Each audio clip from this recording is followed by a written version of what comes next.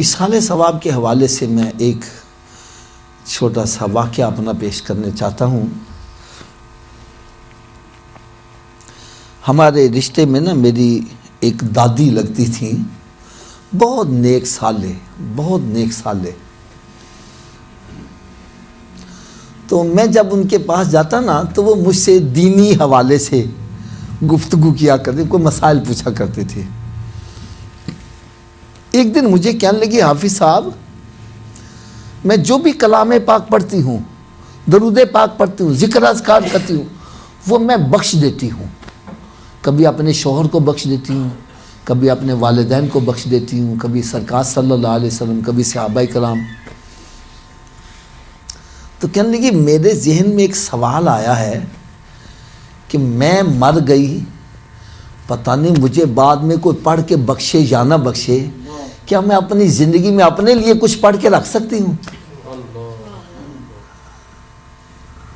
نہیں سمجھ لگی بات؟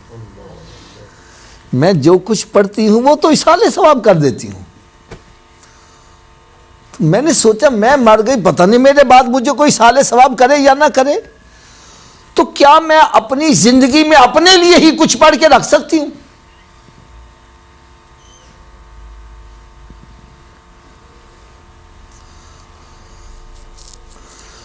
اور اس کے ذہن میں یہ جو سوال آیا ہے، ہمارے بھی اکثر کے ذہن میں یہ سوال ہوتا ہے، کیونکہ ہماری تربیت ہی ایسی کی گئی، پترا تو روزہ رکھیا ہے نا، کسی دی شے نہ روزہ نہ کھولی، اگر تو کھول لیتا تو سارا ثوابوں چلا جائے گا، تیرے پلے کھ نہیں رہے گا۔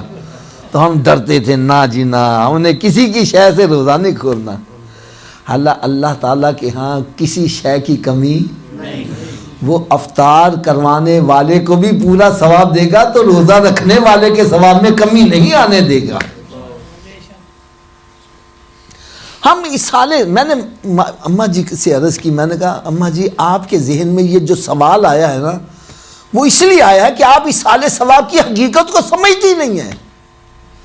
ہم اصحال ثواب کو کیا سمجھتے ہیں؟ میرے پاس 100 کا نوٹ ہے، میں نے حافظ صاحب کو دے دیا، میرا پلہ خالی ہو گیا، میں نے پڑھا ایک قرآن پاک، اب ڈر رہا ہوں ابا جی نے بخش دیتا میرے پلے کی رہ جائے گا۔ اور صحیح بات ہے کہ غلط ہے؟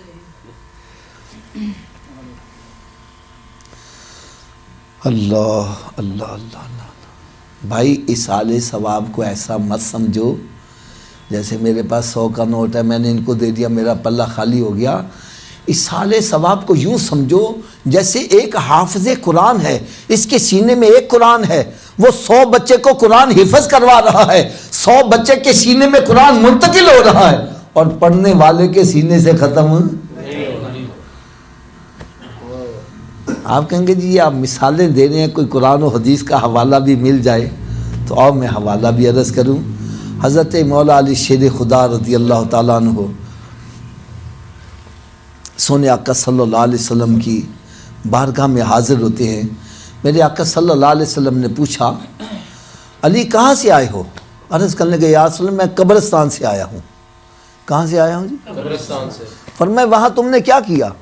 عرض کرنے لگے، یا رسول اللہ میں نے 4 مرتبہ سورہ فاتحہ یعنی الحمشی پڑھی، 11 مرتبہ سورہ اخلاص یعنی قل هو اللہ پڑھی، اور وہاں جتنے مسلمان دفن تھے سب کو اصحال ثواب کر دیا۔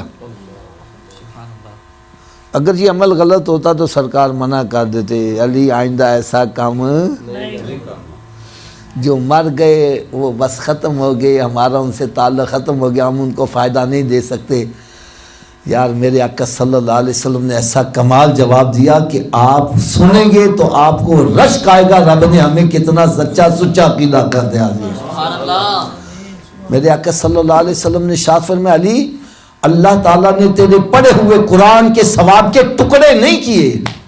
ٹکڑوں سے کیا مراد ہے؟ میرے پاس 100 کا نوٹ تو میں نے 10 بندوں میں تقسیم کرنا، چینج لوں گا، 10 سب کو دوں گا۔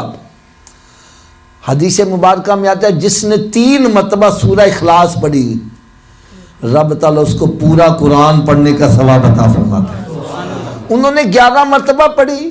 میں سمجھانے کے لیے عرض کرتا ہوں کہ حضرت علی رضی اللہ تعالیٰ کو ایک قرآن کا ثواب ملا، اور وہاں 1000 مسلمان دفن تھے.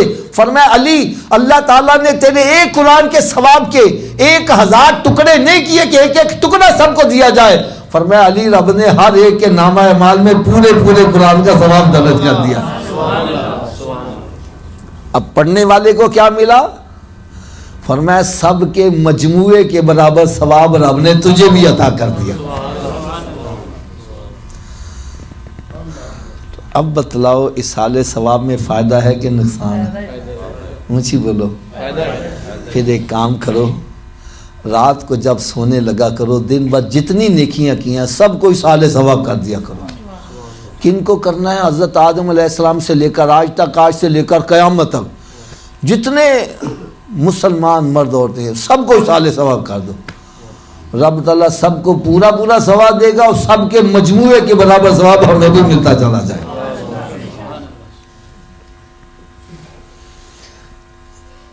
اور جو بندے کہتے ہیں جی اصالے ثواب نہیں پہنچتا ہے، اس کی کیا دلیل ہے؟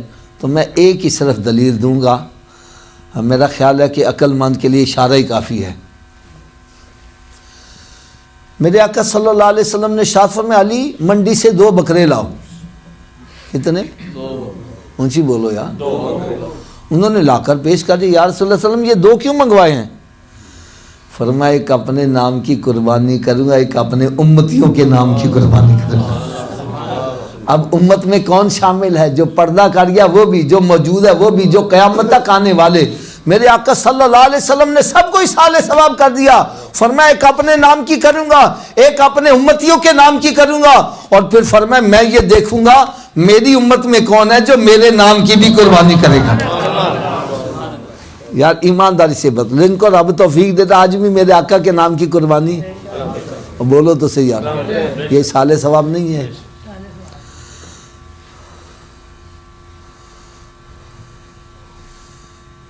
باقی اصالے ثواب میں بخل نہ کیا کرو، کنجوسی نہ کیا کرو. جو بھی نیکی کرو اصالے ثواب کر دیا کرو. یہ تمہارا دامن خالی نہیں ہوگا بلکہ بڑھتا چلا جائے گا.